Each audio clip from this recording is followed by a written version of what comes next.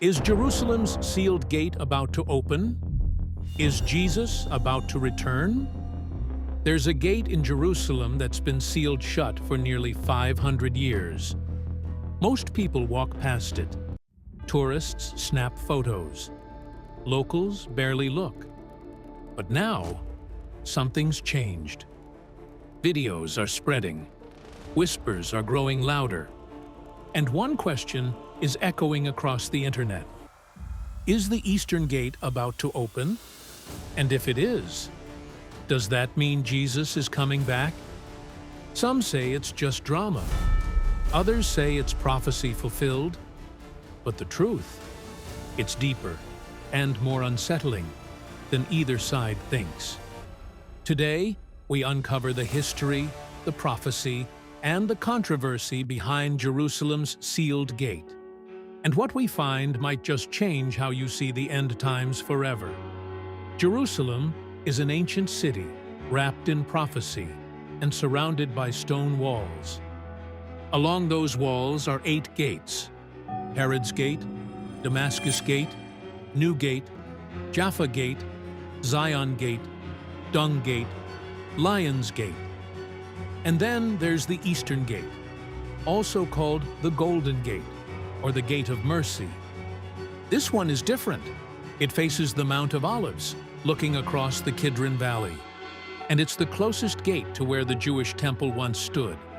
That's important, because if someone were to pass through the Eastern Gate, they'd be just steps away from God's holy place. And that's why this gate matters so much. In Matthew 21, Jesus approaches Jerusalem.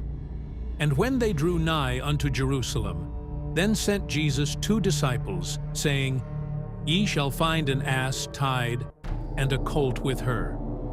Matthew 21. This is the triumphal entry, the moment Jesus enters Jerusalem as the humble king.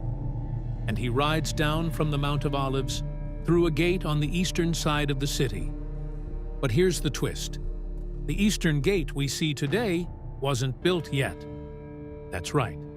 The current gate, the one that's sealed, was built hundreds of years after Jesus walked the earth. So the gate he entered was beneath the current one. Older, old, buried by time. But the location? It's the same. And that's why many believe the Eastern Gate carries a connection to Jesus' return. Let's fast forward from Bible times to the year 1541.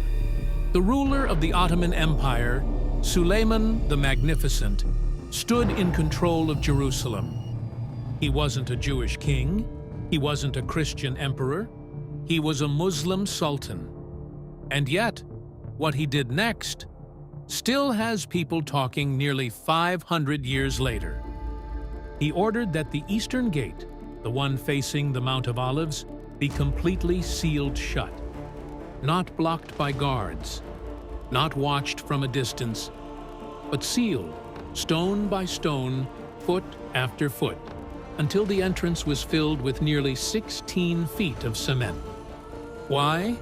Because of a prophecy. Jewish tradition said that when the Messiah comes, he will enter Jerusalem through the Eastern Gate, the gate closest to the Temple Mount. And Suleiman wanted to stop that from ever happening. This wasn't just politics. It was spiritual resistance. He didn't seal the Western Gate. He didn't block the southern entrances. He sealed the one gate connected to the Messiah. But it didn't stop there. He also ordered that a Muslim cemetery be placed directly in front of the sealed gate. Another move intended to prevent any Jewish priest or holy figure from walking across it. According to Jewish law, walking through a cemetery would make someone ceremonially unclean. So between the concrete wall and the graves, Suleiman thought he had locked the prophecy down. But in trying to stop the plan of God, he may have actually fulfilled it. This gate is to remain shut, because the Lord, the God of Israel, has entered through it. Ezekiel 44:2. Isn't that amazing? What man tried to stop, God had already written into the story.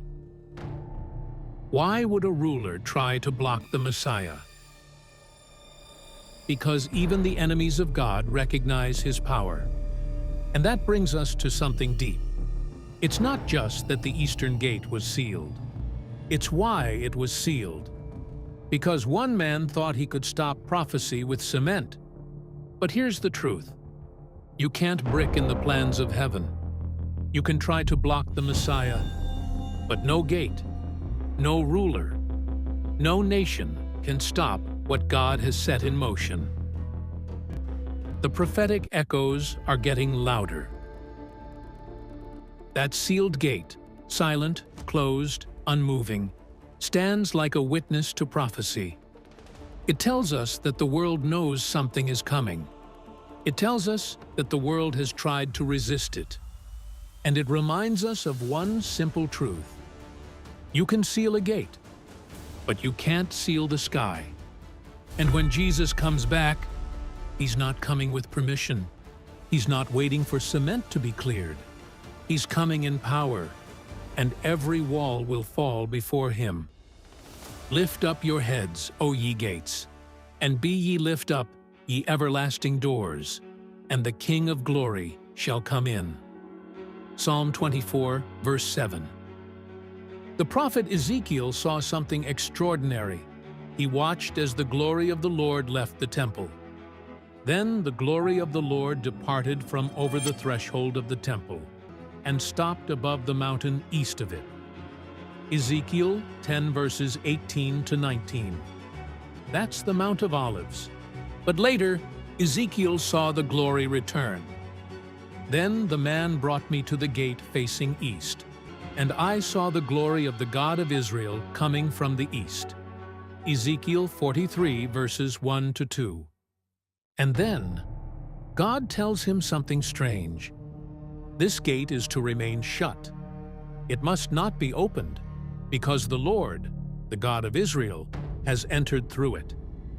Ezekiel 44, verse 2. And yet, in Ezekiel 46, verse 12, we're told that a prince will one day enter through this gate. When the prince provides a free will offering, the gate facing east is to be opened for him.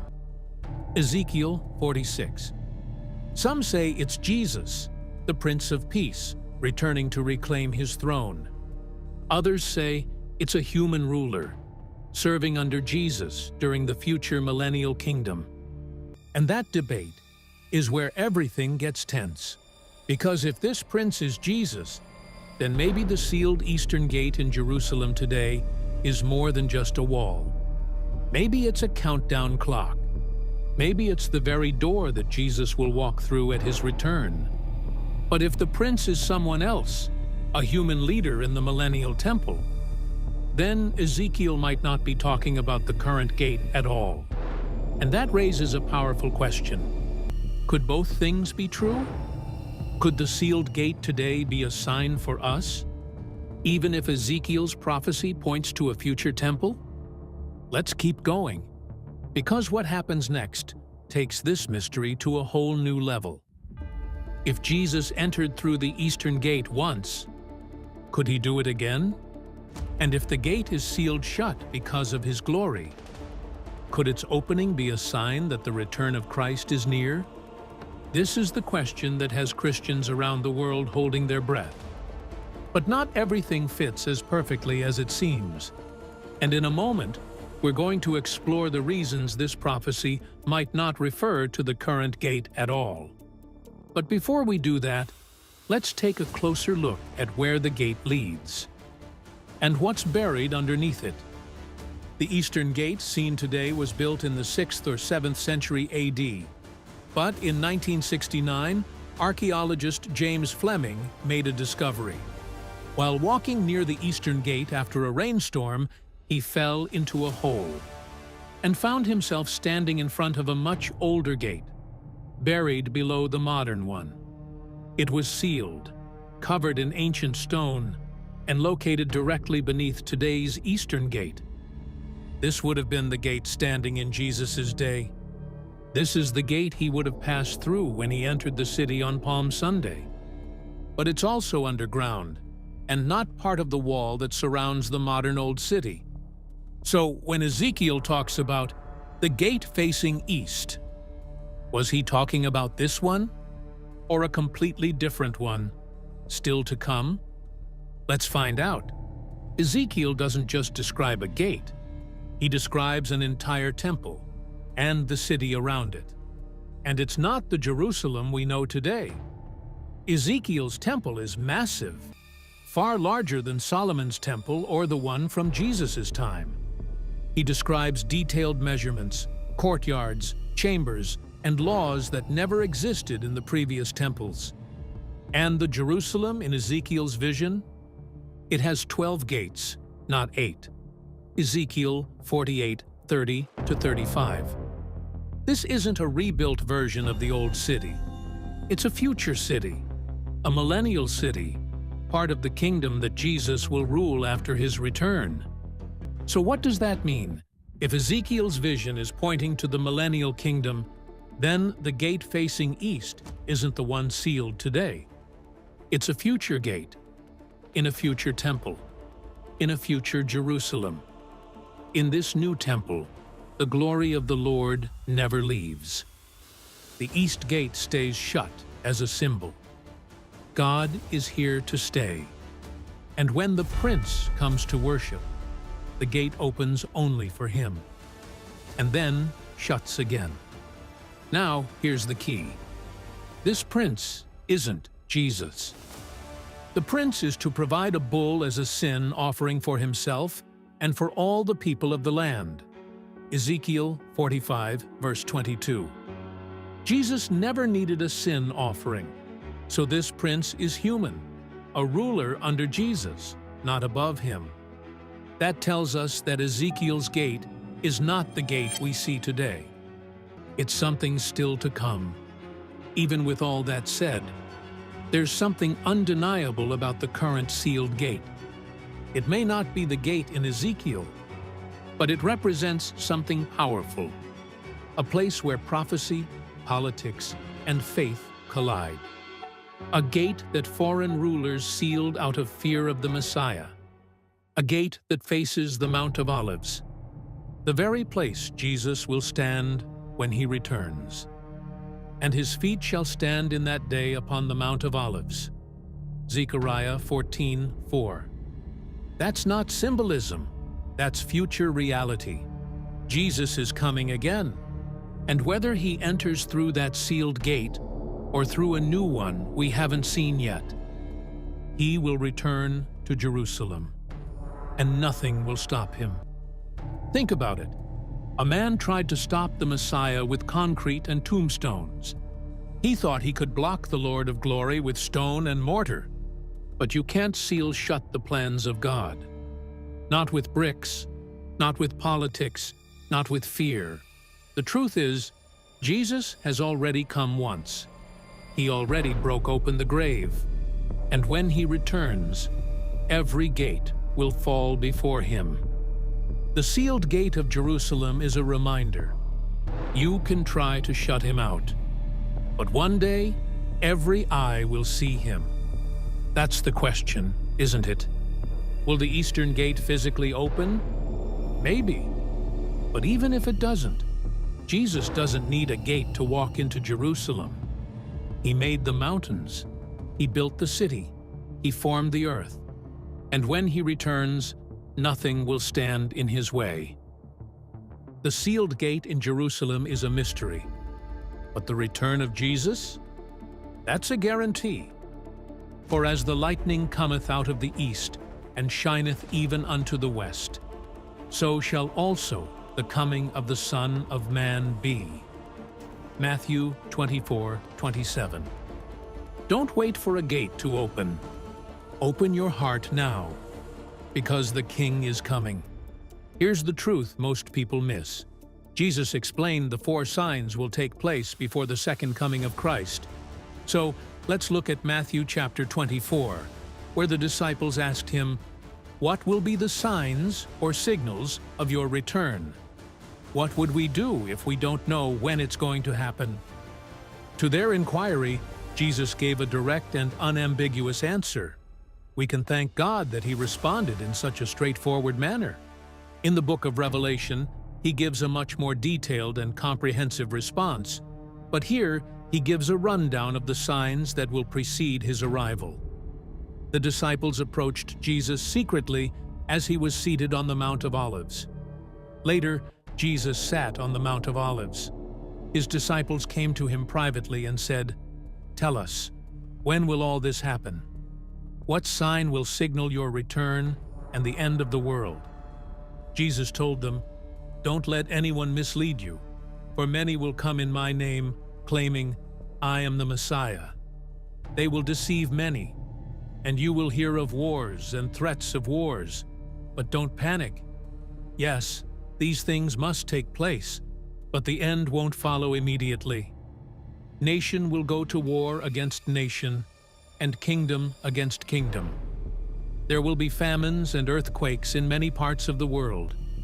But all this is only the first of the birth pains, with more to come. Then you will be arrested, persecuted, and killed. You will be hated all over the world because you are my followers. And many will turn away from me and betray and hate each other. And many false prophets will appear and will deceive many people. Sin will be rampant everywhere, and the love of many will grow cold. But the one who endures to the end will be saved. And the good news about the kingdom will be preached throughout the whole world, so that all nations will hear it. And then the end will come." Now, in that passage, he gave 4 distinct signs of his coming.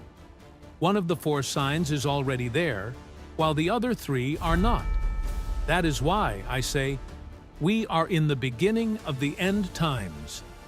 So, what exactly are these 4 signs he gave us?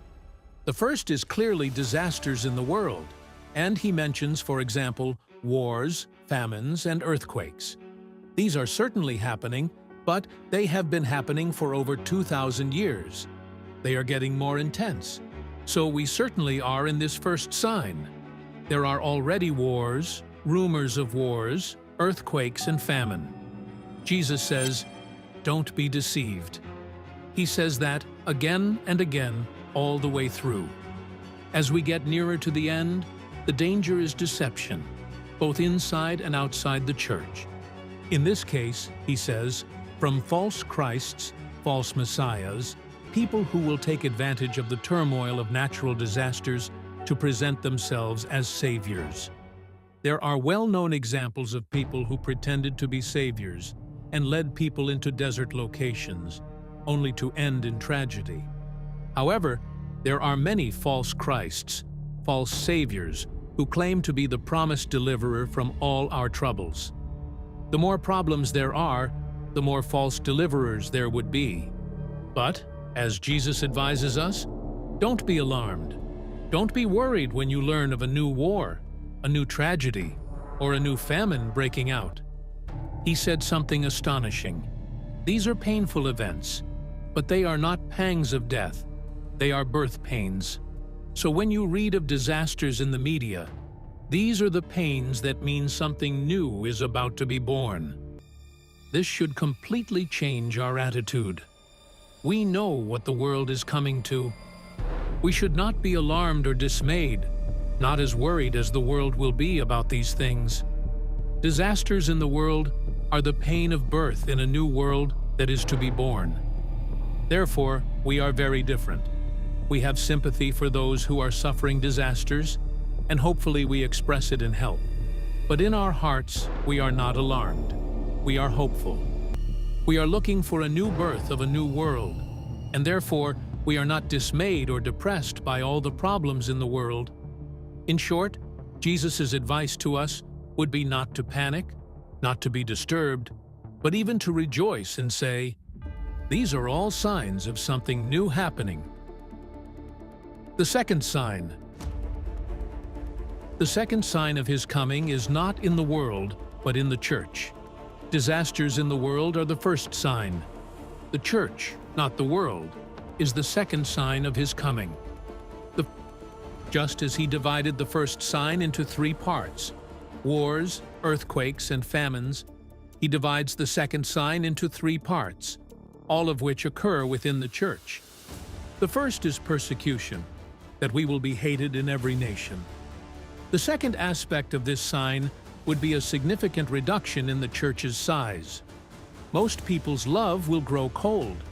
When the whole church is under strain, many nominal Christians, if not all true Christians, would leave. Under the burdens of universal persecution, their love would grow cold. That's a very depressing sign. The big surprise in the third part of the sign is that the gospel will be preached to every racial group. The third part of the sign is that the gospel will be proclaimed. A smaller, purified church would have a greater impact on the planet. That is exactly what Jesus is implying. False prophets can be a source of deceit in all of this. We are aware of the teachings of false prophets. When there is no peace, they teach peace. Rather than being a source of challenge, their message is one of comfort. It's all right. It won't happen, they'll say. All is fine. Everything is fantastic. The church is in good hands. That is a false prediction. They may be to blame for the large number of people who would leave the church at that time. Now, Jesus' advice is to keep going. Don't give in to these false prophets. Whoever perseveres to the end will be saved. When that sign occurs, when all aspects of the church are despised by the world, that is Jesus' advice to all Christians. Why should that be the case? The answer is that wheat and tares grow together, and the closer they get to full maturity, the more tension there will be between them. So it's only natural that Christians will be under a lot of pressure in the end. Christians are social misfits, so there would be hatred. This world does not belong to us. Our citizenship is in the heavenly realms. We are unique, and it is because of our uniqueness that hate can arise. Since Jesus was so different from everyone else, he drew hate against himself. John 15, verse 19. If you were of the world, it would love you as its own. Instead, the world hates you because you are not of the world, but I have chosen you out of the world. It's not fun to be despised. Third sign. That takes us to the third sign of the end times, which is Jerusalem's distress. Geographically, it will be very limited. In this passage, Jesus quotes Daniel's prophecies, and there is a character in Daniel's prophecies who is referred to as the abomination of desolation. Daniel mentions it 3 times. What does it all mean? What's the big deal?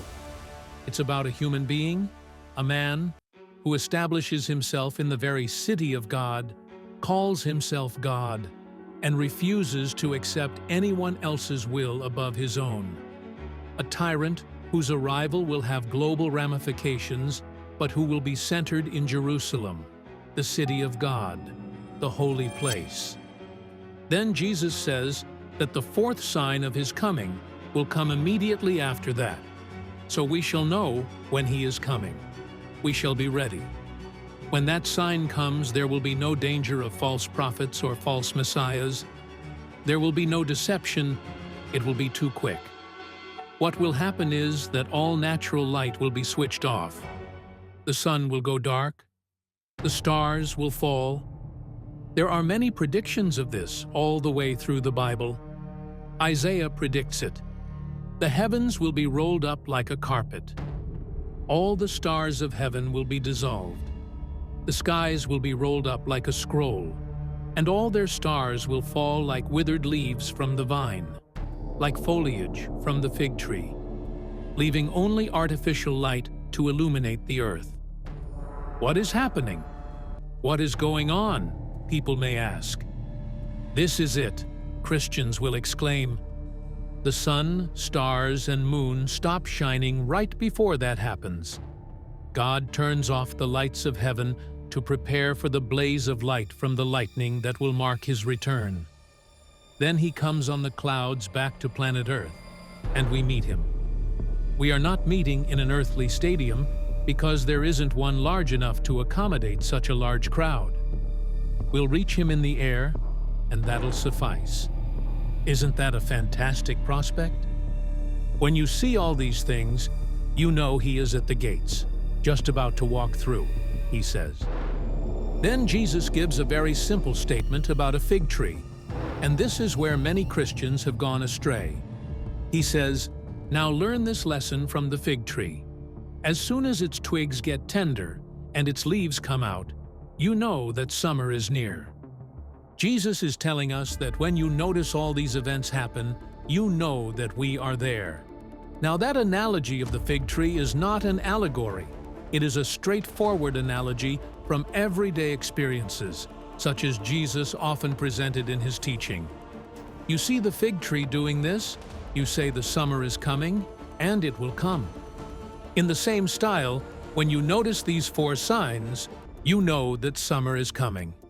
Sadly, people have read it as an allegory. When the Son of Man returns, it will be like it was in Noah's day. In those days before the flood, the people were enjoying banquets and parties and weddings right up to the time Noah entered his boat. People didn't realize what was going to happen until the flood came and swept them all away. That is the way it will be when the Son of Man comes. 2 men will be working together in the field. One will be taken, the other left. 2 women will be grinding flour at the mill. One will be taken, the other left. So you too must keep watch, for you don't know what day your Lord is coming. Understand this. If a homeowner knew exactly when a burglar was coming, he would keep watch and not permit his house to be broken into.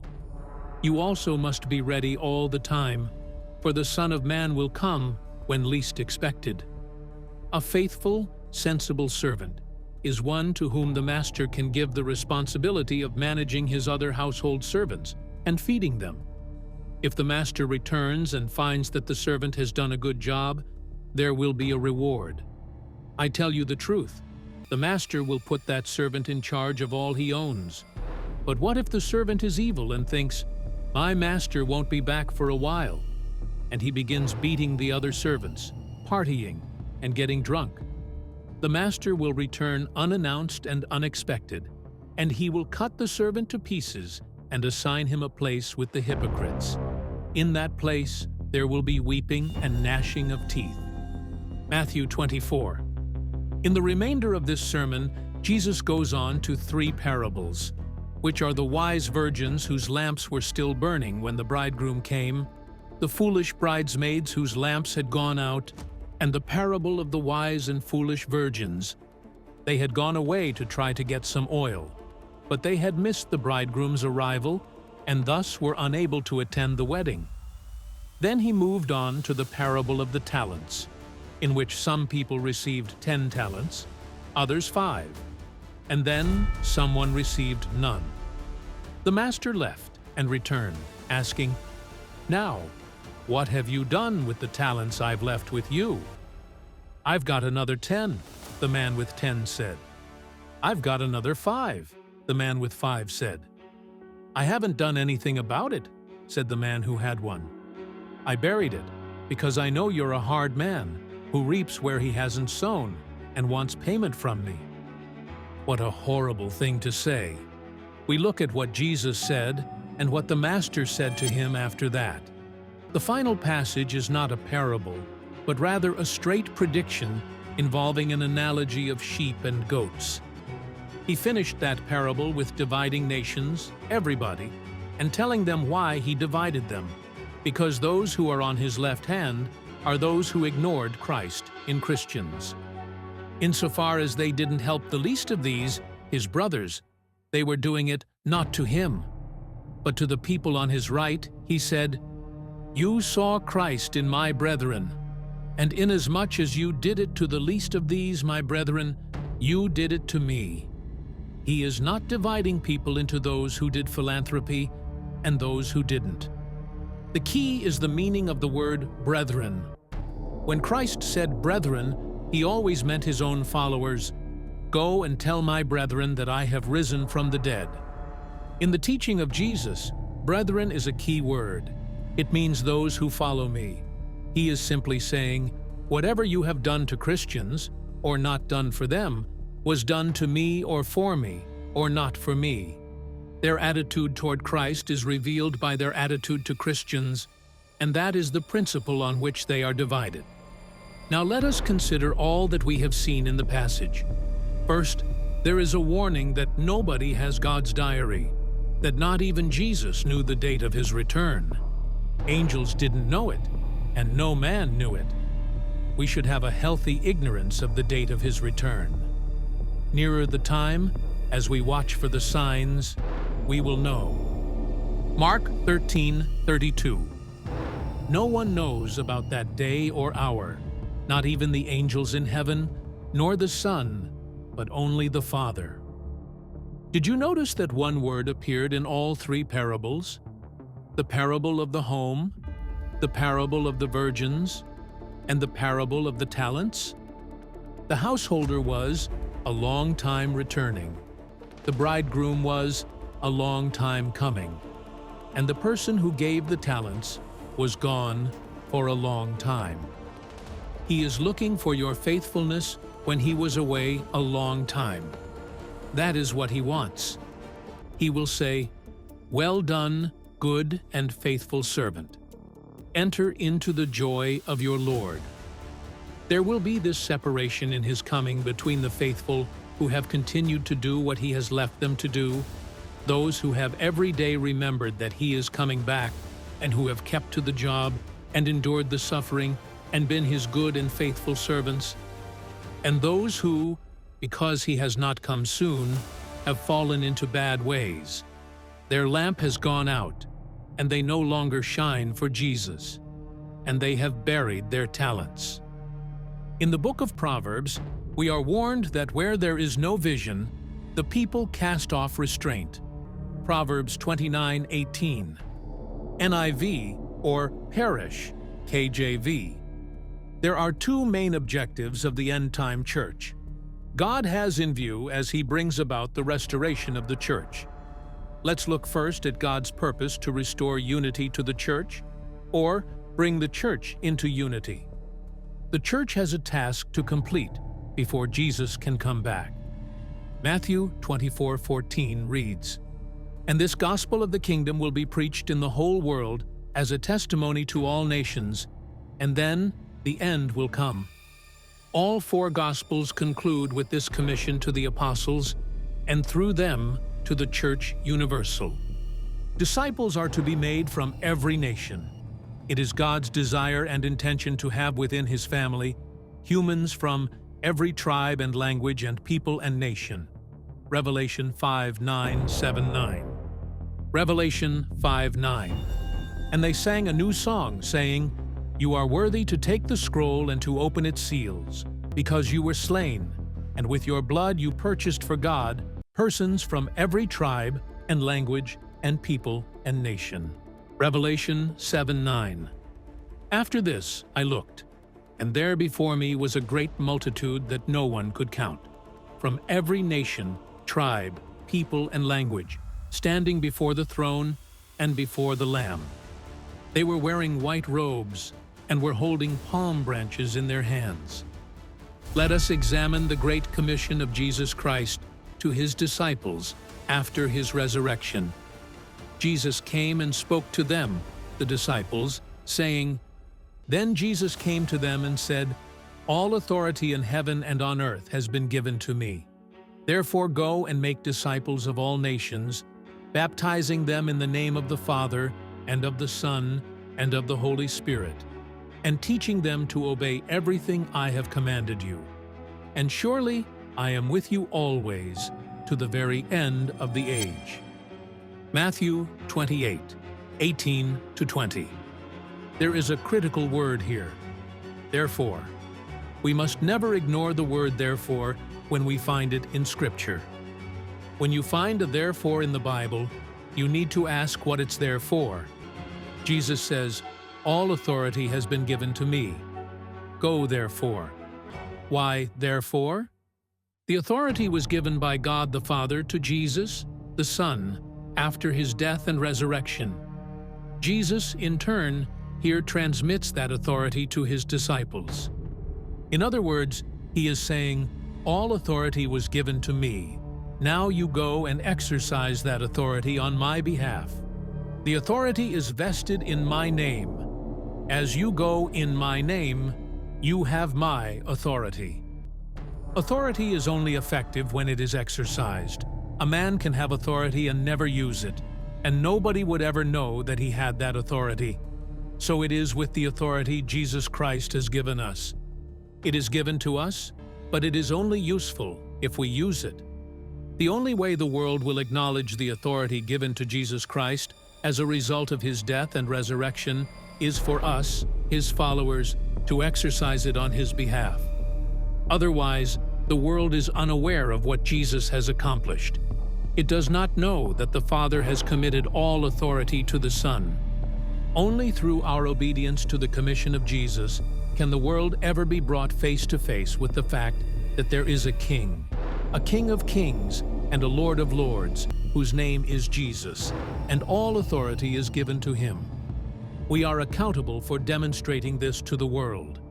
As we obey Jesus' order and carry his message, he will validate it with the spiritual signs he promised and testify to his own authority in the word he has committed to us.